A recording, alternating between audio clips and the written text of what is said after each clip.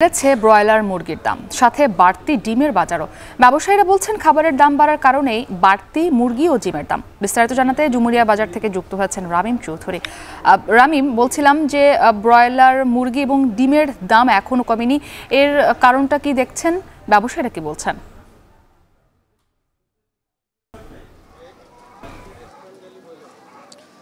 মুক্তি, খুলনার যে ডিম উৎপাদনকারী যে প্রতিষ্ঠানগুলো রয়েছে, প্রত্যেকটি প্রতিষ্ঠানের মালিকপক্ষের একটাই অভিযোগ রয়েছে, সেটি কিন্তু খাবারের দাম না কমার কারণেই কিন্তু ডিমের যে দাম সেটি কিন্তু গত কয়েকদিন ধরে স্থিতিশীল অবস্থায় আছে। বিশেষ বলতে গেলে বাড়তি দামে কিন্তু ডিম বিক্রি করা হচ্ছে।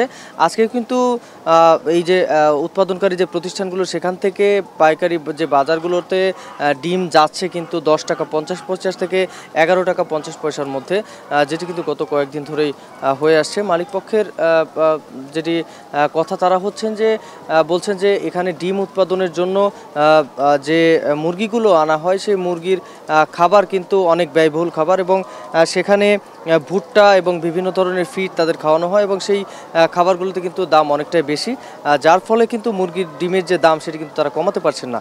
এর পাশাপাশি আরেকটি সমস্যা তাদের রয়েছে, যে মুরগিগুলো ডিম উৎপাদন করে, সেই মুরগির যে বাচ্চাগুলো তারা কিন্তু এখানে এনে বড় করে তারপরে কিন্তু সেই বাচ্চা ডিম পাড়া শুরু করে।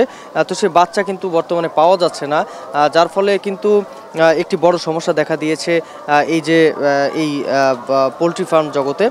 এর পাশাপাশি আরেকটি বিষয়, যে ডিম উৎপাদনকারী প্রতিষ্ঠানের বাইরে যে পোলট্রি ফার্মগুলো রয়েছে, শুধুমাত্র মাংস উৎপাদন করার লক্ষ্যেই যেসব ফার্মগুলো পরিচালনা করা হয়, সেই জায়গাগুলোতেও কিন্তু যে পোলট্রি মুরগির যে সরবরাহ সেটি কিন্তু অনেকটাই কম, এবং এই সরবরাহ কম থাকার কারণে কিন্তু সেখানে দাম কিন্তু অনেকটাই বেশি।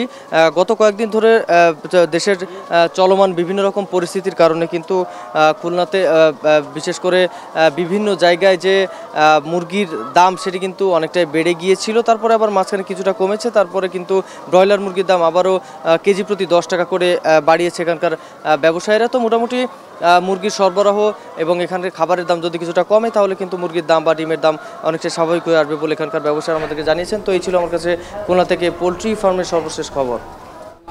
যুক্ত ছিলেন রামিম চৌধুরী খুলনা থেকে। এদিকে সপ্তাহের ব্যবধানে যশোর